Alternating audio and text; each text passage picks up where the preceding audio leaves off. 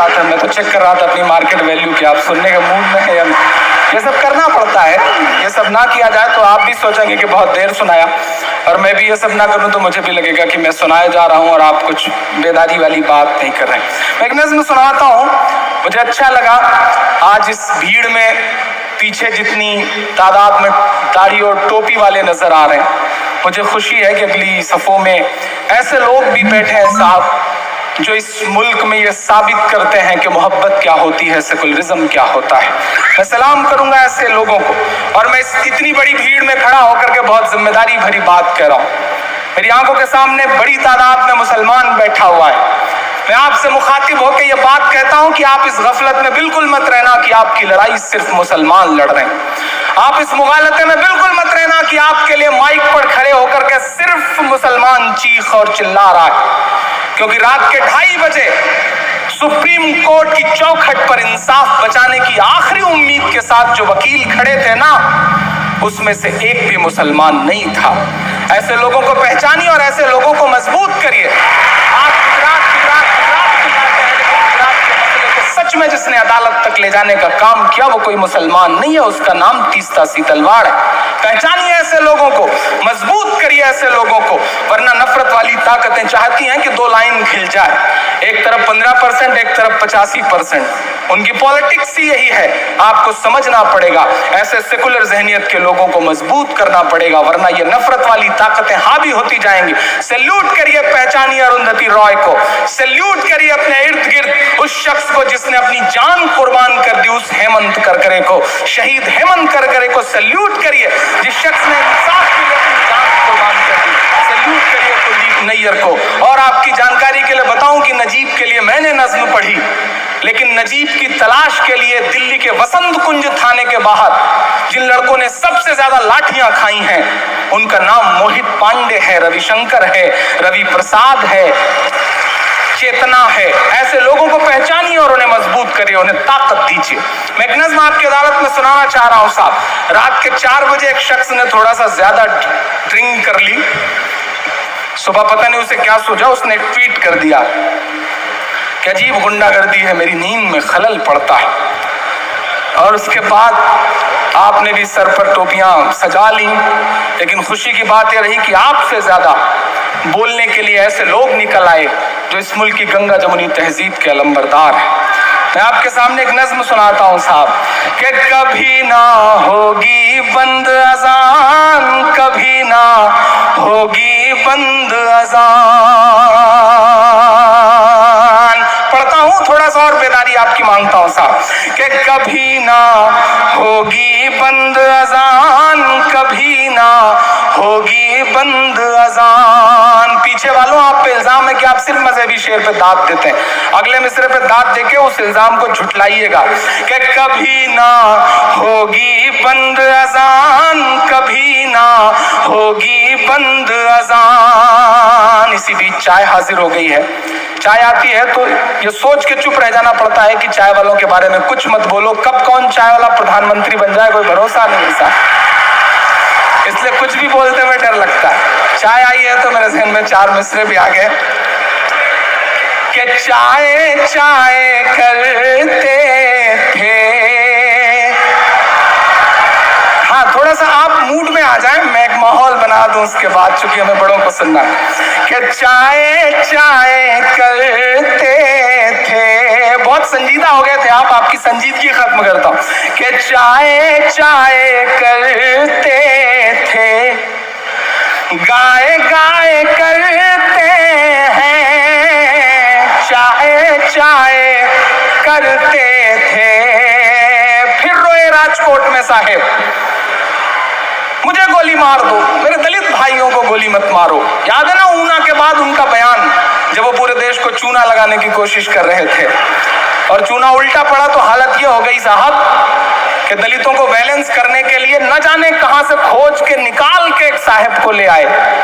ठीक है, पॉलिटिक्स में ये सब करना पड़ता है, वो भी कर रहे हैं, लेकिन मैं मिसरे पढ़ता हूं कि उस एक ऊना कांड की भरपाई करने के लिए क्या क्या नहीं करना पड़ रहा है।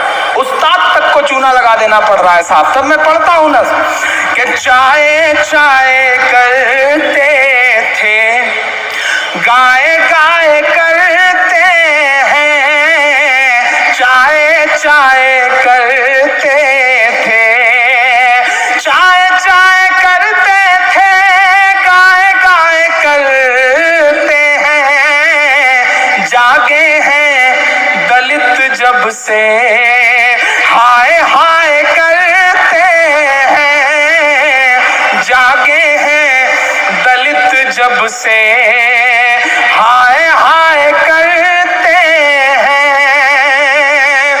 टीपू सुल्तान की सरजमीन पे खड़ा होकर के इमरान बोलता है बड़े यकीन के साथ, बड़ी उम्मीद के साथ।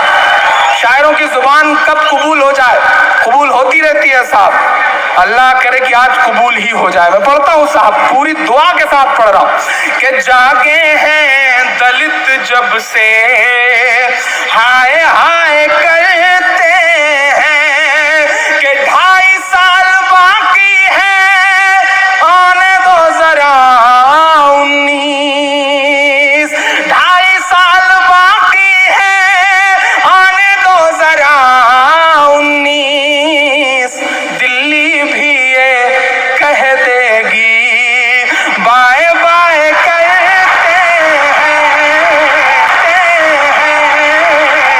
दिल्ली भी ये कह देगी, बाय बाय करते हैं, जागे हैं दलित जब से, कि कभी ना होगी बंद अज़ान, कभी ना होगी बंद अज़ान।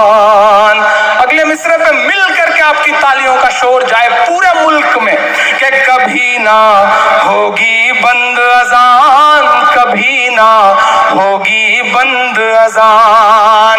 आरती और अज़ान से मिलकर, आरती और अज़ान से मिलकर बने हैं हिंदुस्तान, कभी ना होगी बंद अज़ान, बंद अज़ान होगी, बंद अज़ान कभी ना होगी बंद अज़ान। आरती और अज़ान से मिलकर, पिछले दिनों मुझसे एक इंटरव्यू में कहा गया कि इमरान साहब हुकूमत के खिलाफ बड़े हमलावर रहते हैं और खास तौर से पार्टी विशेष के खिलाफ क्यों। लम्हा भर के लिए मेरा जवाब सुनिएगा। मेरे अब्बू बैठे हैं, मैं इसलिए इस बात को खास तौर पे कहना चाहता हूँ। बहुत नुकसान किया है साहब उस पॉलिटिकल पार्टी ने इस मुल्क का ही नहीं, मेरा व्यक्तिगत नुकसान किया। मैं 7वीं में पढ़ता था, मुझे याद है, कॉलेज छोड़ करके, स्कूल छोड़ करके क्रिकेट खेलने जाया करते थे, भाग जाते थे स्कूल बंक करके।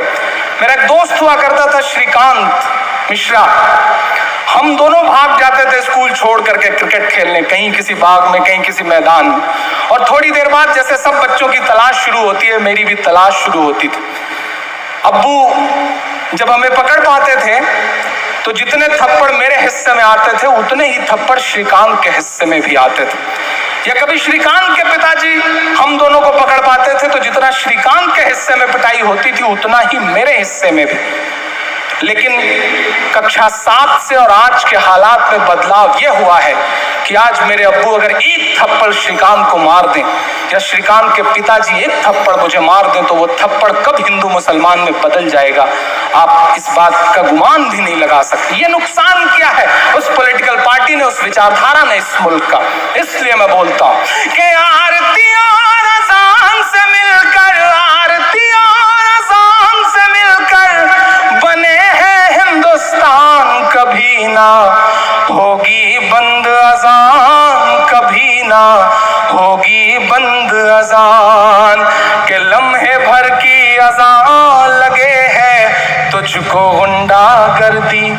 मैं नाम नहीं लूंगा, नहीं आप जान जाएंगे कि मैं सोनू निगम की बात कर रहा हूं। मैं पढ़ता हूं साहब, जिस शख्स के गाने गा गा करके उस शख्स ने अपना कैरियर बनाया, वो ये भूल गया कि वो मोहम्मद रफी साहब खाने काबा में अजान देने की ख्वाहिश लिए हुए दुनिया से चले गए। उसे नहीं पता शायद ये एहसास, ये बात, वरना उसके पीछे हो सकता है कोई ताकत हो जो उससे ये बुलवा रही। मैं पढ़ता हूं साहब कि लम्हे भर की अजान लगे है तुझको गुंडागर्दी, हमने तेरे गाने घंटों झेले हैं बेदर्दी, हमने तेरे गाने घंटों झेले हैं बेदर्दी, के लम्हे भर की अज़ान लगे हैं तुझको गुंडागर्दी। हमने तेरे गाने घंटों झेले हैं बेदर्दी। गायक बाबू, गायक बाबू बेहद नालायक है तेरा बयान, कभी ना होगी बंद अजान, कभी ना होगी बंद अजान। आखिरी बंद पढ़ता हूं साहब। मेरा ईमान, मेरा यकीन, मेरा दिल धड़कते हुए जो कहता है उसे महज 2 मिसरों में ढालता हूं कि जिस दिन इस दुनिया में अज़ान की सदा नहीं आएगी।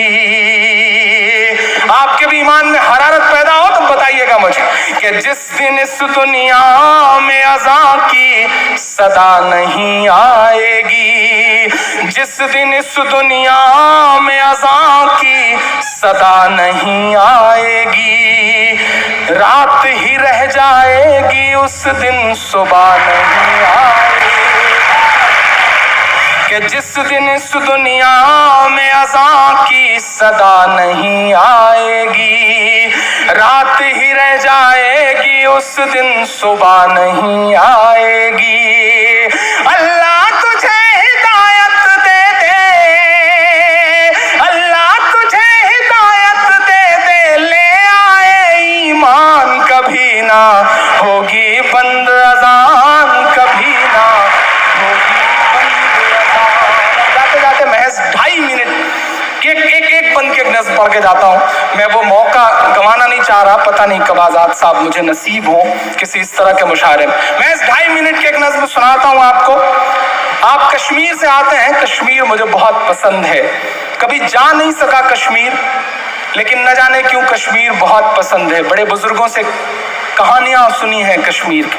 कश्मीर मुझे इसलिए भी पसंद है कि गुलाम नबी आज़ाद साहब वहां से आते हैं, लेकिन कश्मीर मुझे इसलिए भी पसंद है कि आज से 4-5 साल पहले IAS एग्जाम को टॉप करने वाला जो शख्स होता है डॉक्टर शाह फैसल, वो उसी कश्मीर से आता है। कश्मीर मुझे इसलिए भी पसंद है कि पिछले साल सेकंड टॉपर जो होता है अतरुल शफी, वो भी उसी कश्मीर से आता है। कश्मीर मुझे इसलिए भी पसंद है कि इस साल IAS के टॉप 10 में एक बच्चा कश्मीर का रहता है। संगीनों के साये में पल रही जवानियां भी जब IAS का एग्जाम टॉप करें तो आपको कश्मीर से प्यार करने पे मजबूर होना ही पड़ेगा, भले ही कैसी तस्वीर बनाई जाए। मैं एक नज़्म सुनाता हूँ साहब। कभी कभी मुझे लगता है सियासत, पॉलिटिकल एजेंडे, कश्मीर की नीति, उस सब के बीच में एक चीज मरती जा रही है जिसे कश्मीरियत कहते हैं। ये नज़्म मुझे बहुत प्यारी है, मेरे दिल के बहुत करीब है। अमूमन मुशायरों में नहीं पढ़ता, लेकिन आप मौजूद हैं इसलिए मैं ये नज़्म सुनाना चाह रहा हूँ आपकी अदालत में। कश्मीर अगर बोले तो वो कैसे बोलेगा, पढ़ता हूँ साहब। ना बुजुर्गों के ख्वाबों की ताबीर हूँ, ना मैं जन्नत सी अब कोई तस्वीर हूँ, ना बुजुर्गों के ख्वाबों की ताबीर हूँ, ना मैं जन्नत सी अब कोई तस्वीर हूँ, जिसको मिल करके सदियों से लूटा गया,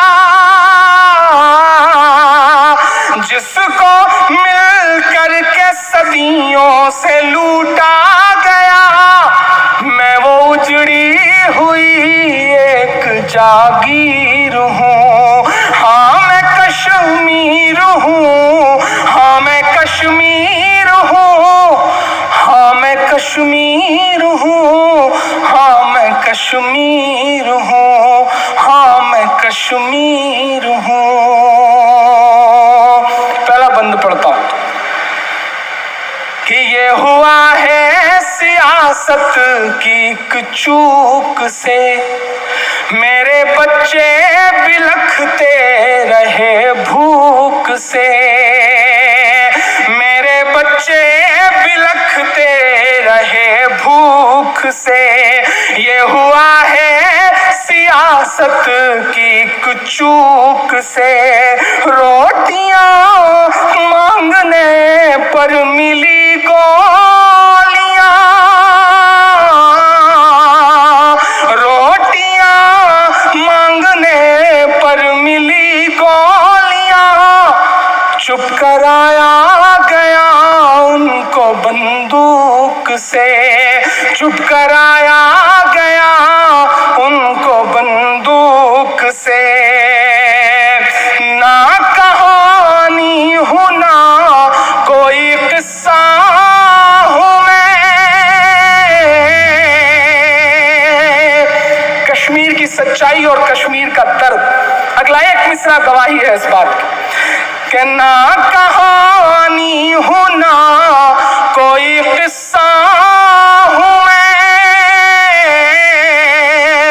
ना कहानी हूँ ना कोई किस्सा हूँ मैं, मेरे भारत तेरा एक हिस्सा हूँ मैं, मेरे भारत तेरा एक हिस्सा हूँ मैं, जिसको गाया नहीं जा सका आज तक।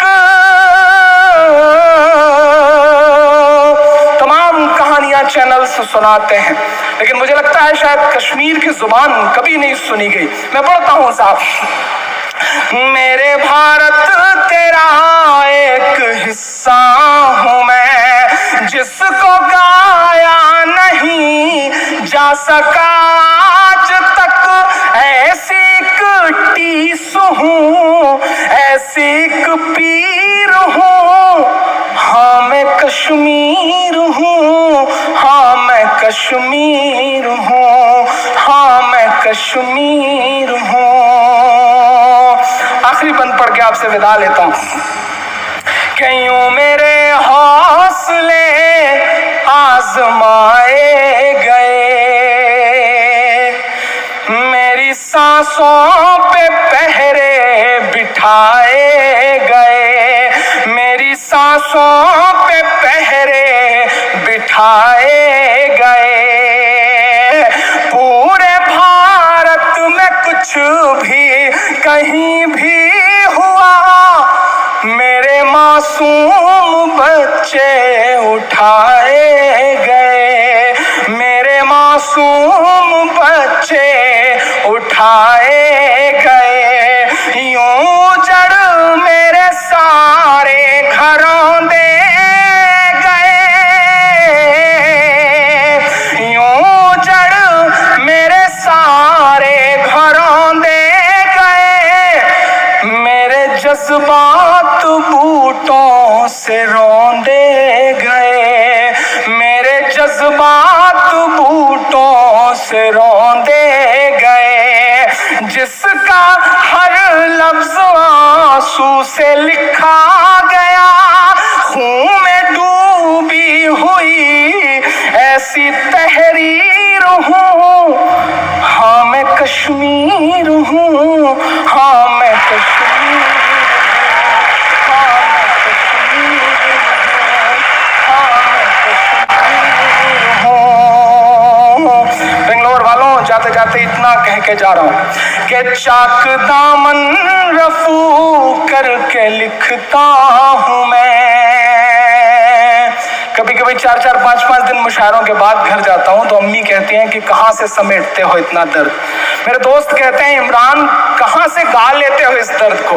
मैं बता के जाता हूँ साहब कि चाक दामन रफू करके लिखता हूँ मैं, जख्म से गुफ्तगू करके लिखता हूँ मैं, जख्म से गुफ्तगू करके लिखता हूँ मैं, दर्द गाने को भी हौसला चाहिए, दर्द गाने को भी हौसला चाहिए, आंसुओं से वजू करके लिखता हूँ मैं, आंसुओं से वजू करके लिखता हूँ मैं, अपनी सांसों में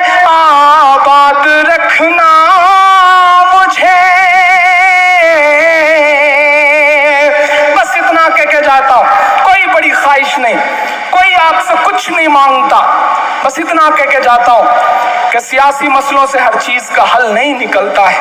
मेरे सामने बैठे हुए लोगों, हर चीज का हल सियासी मसलों से नहीं निकलता है।